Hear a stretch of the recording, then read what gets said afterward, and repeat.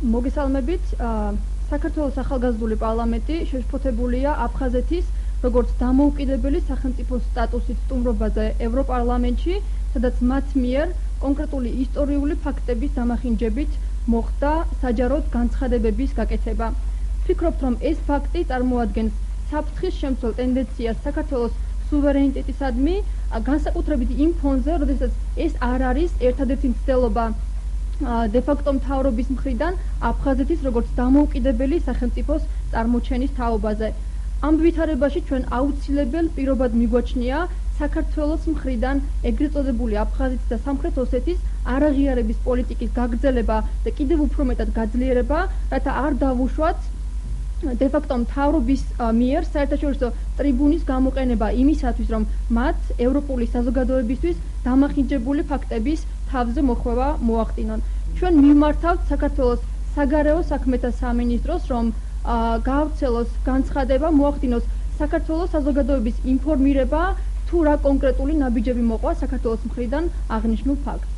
მადლობთ, მინდა სიტყვა გადავცე საგარეო ურთიერთობათა კომიტეტის თავმჯდომარეს დავით ნაროუშვილს, რომელიც უფრო კონკრეტულად ისაუბრებს იმ ფაქტის შესახებ, რაც განვითარდა ევროპარლამენტში.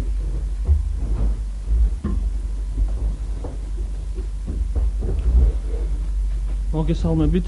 პირველ რიგში მსურს ხაზი გაუსვა იმას, რომ ეს შეხვედრა არ ყოფილა მხოლოდ აფხაზური მხარის მხრიდან თავისი კულტურისა და ტრადიციების გაცნობის მცდელობა ევროპისათვის. შემაშფოთებელია ეს განცხადებები, რაც გააკეთეს აფხაზეთის დელეგაციის წარმომადგენლებმა ევროპარლამენტში.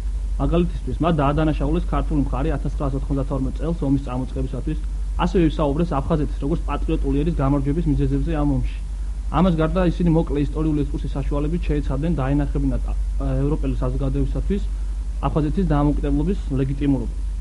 ამას გარდა აღსანიშნავია ის ფაქტი, რომ აფხაზეთის მხარე დამოუკიდებლად რუსეთის შუამავლობის გარეშე ცდილობს მოახდინოს საკუთარი აღიარების პოლიტიკის ლობირება შუაგულ ევროპაში. მაგალითისთვის მოგიყვანთ აფხაზეთის დელეგაციის ერთ-ერთი ხელმძღვანელის ბესლან კობახიას განცხადებას.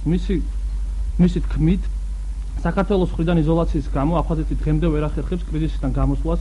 აფხაზი ახალგაზრდები ვერ ახერხებენ ხარისხიანი განათლების მიღებას საზღვარგარეთ, რა თქმა უნდა არ იგულისხმება რუსეთი, ასევე ვერ ხერხდება ეკონომიკური ურთიერთობების დამყარება სხვა ქვეყნებთან და ცხოვრების დონის მინიმალური სტანდარტების დაკმაყოფილება. აქედან გამომდინარე, მისი აზრით ევროპული საზოგადოების მხრიდან აუცილებელია აფხაზეთის ინტეგრაციის პროცესის აღიარება და მისი ევროპულ ოჯახში გაწევრიანება, რა თქმა უნდა, როგორც დამოუკიდებელი სუბიექტი. ამას გარდა ხდებოდა манипуляცია ისეთ საკითხებზე, როგორც არის უკანასკნელი 20-30 წლის განმავლობაში ევროპის ტერიტორიაზე ახალი სახელმწიფოების წარმოქმნა.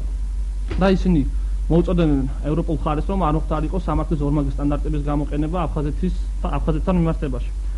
ზემოთ აღნიშნულიდან გამომდინარე, ცხადი ხდება ის, რომ ეს შეხვედრა გაცილებით გაცდა ტრადიციისა და კულტურის ფარგლებს და ის უფრო გადაიზარდა პოლიტიკურ სფეროში. აქედან გამომდინარე, საქართველოს ქართული მხარის ტირანად, ხოლო აფხაზური მხარის ტანჯურიერად წარმოჩენის ტენდენცია საკმაოდ შემაშფოთებელია, მით უმეტეს ისეთი საზოგადოების წინაშე, რომელიც ნაკლებად არის ჩახედული ამ საკითხში, როგორც არის ევროპარლამენტის მაღალჩინოსნებში და მით უმეტეს მაშინ, როდესაც არ ხდება ქართული მხარის მიმართ ადგილზევე ოპონირება და შესაბამისად ყოველგვარი აპელაციის გარეშე ყოველგვარი წარმოთქმული სიტყვა აღწერს ადრესატებამდე.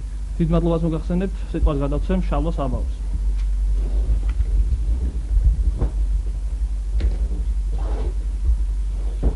მოგესალმებით.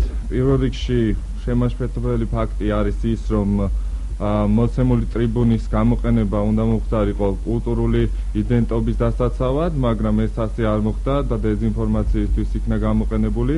შესაბამისად, ჩვენ გვესმის, რომ თავისთავად ცხადია აფხაზებთან ჩვენ უნდა გქონდეს პატივისცემით დამოკიდებულება, როგორც ჩვენი ძმებისადმი და ჩვენ უნდა ვეძიოთ არა ის საკითხები, რომელიც ერთმანეთს გვაპირისპირებს და გვაშორიშორებს, არამედ ისინი, რომლებიც გვაერთიანებს, მაგრამ ყველას უნდა ესმოდეს, რომ ევროპისაკენ გზა მხოლოდ საქართველოზე, მხოლოდ ერთიან საქართველოზე გადის.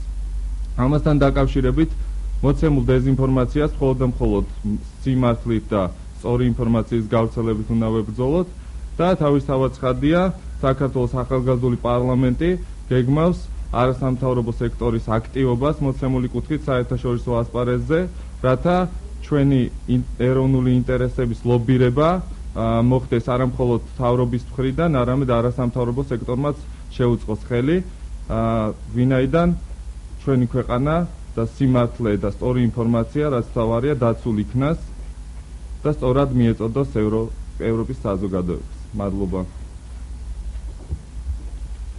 კითხვები ხომ არ არის? არ მოხდა